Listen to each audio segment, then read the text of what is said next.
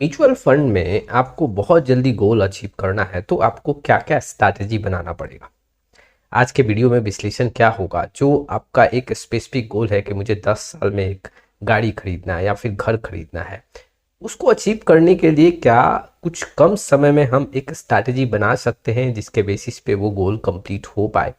जो 10 साल का गोल है क्या उसको 8 साल में कंप्लीट कर सकते हैं, क्या 15 साल का जो गोल है उसको हम 12 साल में कंप्लीट कर सकते हैं, और अगर कंप्लीट कर सकते हैं तो इसके पीछे क्या क्या तैयारी आपको करना पड़ेगा।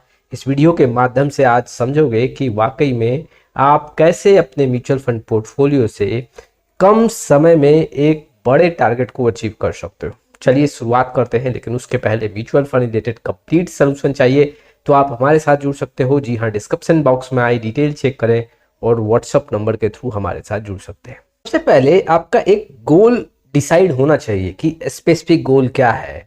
क्या आपको गाड़ी खरीदना है या घर खरीदना है।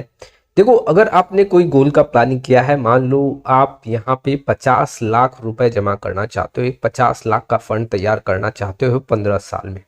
अब 15 साल में जो आपने तैयारी किया है, अगर उस पैसे को आप 12 साल में अचीव करना चाहते हो तो उसका पूरा स्ट्रैटेजी बदल जाएगा। पूरा वहां पे आपका तरीका, काम करने का, इन्वेस्टमेंट, एक्शन लेने का, सारा वहां पे स्ट्रैटेजी बदलेगा, जिसके बेसिस पे 12 साल में आप उस 15 साल का जो एक 50 लाख का टारगेट है उसको अचीव कर सकते हो। लेकिन आपका गोल पूरा पक्का होना चाहिए, स्पेसिफिक गोल आपका डिसाइड होना चाहिए।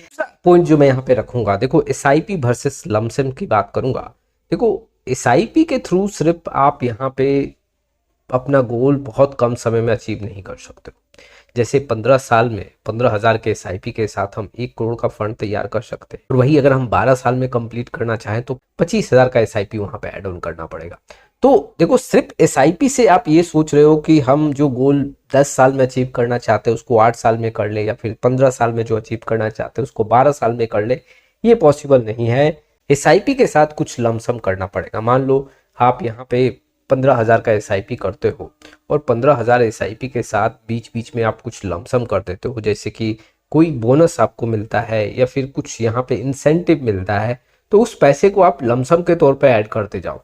जो आपको 15 साल में यहाँ पे टारगेट अचीव करना चाहिए उसको आप वहाँ पे 12 साल में अचीव कर लोगे अगर ये स्ट्रैटेजी अपनाओगे। इसके अलावा देखो, एक पॉइंट और मैं आपको बता देता हूँ। अगर और कम समय आपको करना है, मान लो 15 साल के जो गोल है आप उसको 10 साल में अचीव करना चाहते हो, इट मीन्स कि 15 साल में आपका 1 करोड़ का टारगेट है लेकिन आप उसको 10 साल में अचीव करना चाहते हो, तो 2 स्ट्रैटेजी आप अपना सकते हो। एक क्या कि आपको यहाँ पे एसआईपी के साथ लमसम करना है, दूसरा आपको अपने एसआईपी में स्टेप अप करते जाना। इट मीन्स कि स्टेप अप एसआईपी, जिसका आपने नाम सुना होगा। हर साल अपने एसआईपी अमाउंट को 10% इंक्रीज करो अगर आपका सैलरी भी इंक्रीज हो रहा है तो। अगर आप मान लो 10% इंक्रीज नहीं करते हो, कम से कम 5% इंक्रीज करो। स्टेप अप एसआईपी और लमसम के साथ अगर आप ये स्ट्रैटेजी आप बनाते हो तो ये बात आप समझ लो कि आपका जो पैसा 15 साल में 1 करोड़ का एक टारगेट है वो 10 साल में अचीव हो सकता है अगर आप इस स्ट्रैटेजी को एक्सेप्ट करते हो तो। तीसरा जो पॉइंट है, देखो स्ट्रैटेजी बनाने से भी नहीं होता है, एक सही फंड का सिलेक्शन भी चाहिए। मान लो आपने स्ट्रैटेजी बना लिया लेकिन आपके पास 12 साल का समय है और आपने क्या किया, 50% का डेब्ट का एलोकेशन किया और 50% का इक्विटी का एलोकेशन किया। ये एक सही स्ट्रैटेजी नहीं है। अगर आपके पास 10 से 12 साल का समय है, पहले 15 साल का समय था, अब चाह रहे हो कि 10 से 12 साल आपको करना है, तो इसके लिए आपको 100% इक्विटी डिपेंड रहना पड़ेगा। लेकिन देखो, मैं यहाँ पे ये नहीं कह रहा हूँ आपको कि आपको 100% इक्विटी में ही लगाना चाहिए।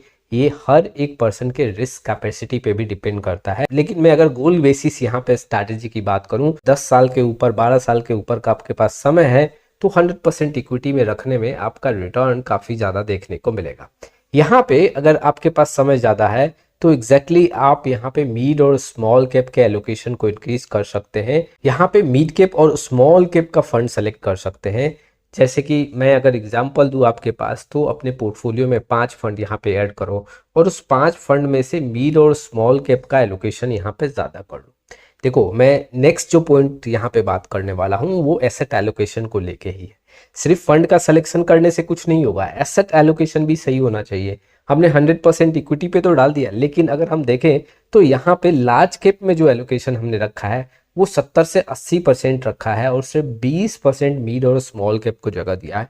तो उससे भी रिटर्न कम देखने को मिलेगा। आप वहां पे स्ट्रैटेजी बनाओगे, रिटर्न वहां पे आपको देखने को मिल सकता है, फंड्स का जो पब्लिश रिटर्न है उससे ज्यादा पैसा बन रहा है, लेकिन एक्चुअली में जो हमारा टारगेट है उसके पास पहुंचने के लिए आपके पोर्टफोलियो में जो एसेट एलोकेशन है वो भी बड़ा रोल अदा करता है।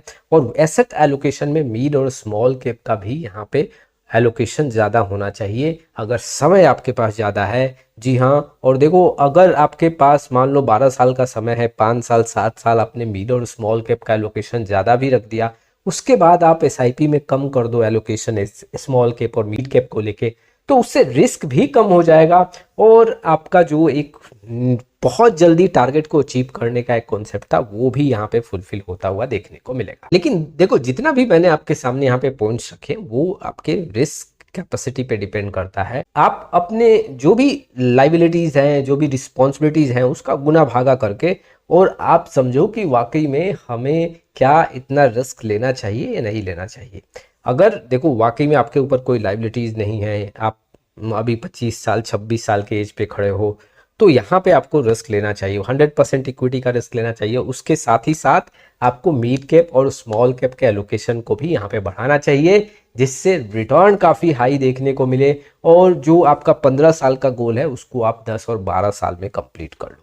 देखो एक एग्जांपल के थ्रू मैं आपको समझाना चाहता हूँ। मान लो आप नॉर्मल एसआईपी करोगे, अब नॉर्मल एसआईपी में मान लो 25,000 का एसआईपी आपका जा रहा है, रिटर्न 12% का आपको मिल रहा है, तो आपका 1 करोड़ का कॉर्पस तैयार होगा। लेकिन अगर आपको बहुत जल्दी यहाँ पे गोल को अचीव करना है तो एक फास्ट ट्रैक जो स्ट्रैटेजी है उसको समझना पड़ेगा। 12 साल का आप होरिजन में ये कंप्लीट करना चाहते हो तो एसआईपी 35,000 रुपये मंथ रख सकते हो, या फिर आप यहाँ पे 25,000 का एसआईपी करो और स्टेप अप एसआईपी 10% का यहाँ पे ऐड कर दो।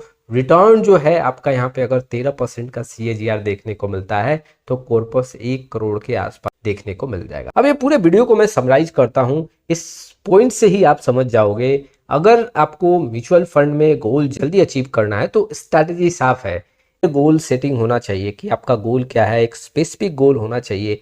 गाड़ी खरीदना है, घर खरीदना है, 50 लाख रुपए इकट्ठा करना है, 10 लाख रुपए इकट्ठा करना है, कुछ भी एक स्पेसिफिक गोल आपका होना चाहिए। दूसरा क्या है, extra SIP plus lump sum plus step up SIP, ये तीनों को अगर आप ऐड कर देते हो तो एक बहुत बड़ा ये कॉम्बिनेशन देखने को मिलेगा और इसमें जो स्ट्रॉन्ग स्ट्रैटेजी निकल के आएगा, जो आपका 15 साल का ड्यूरेशन है वो 12 साल में ही आपका गोल कंप्लीट हो जाएगा।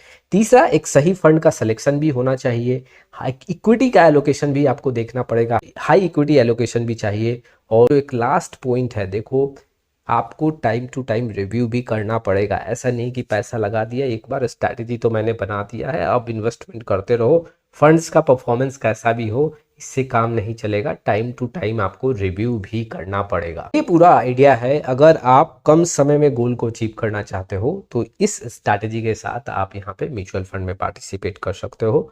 कम समय में आपका जो एक बड़ा टारगेट है वो अचीव हो सकता है। आपका क्या राय है, आप कैसे स्ट्रैटेजी को फॉलो करते हो, ये राय आप कमेंट बॉक्स में जरूर दें। फिर मिलें एक नए वीडियो के साथ। आज के लिए बस इतना ही, तब तक के लिए जय हिंद जय भारत।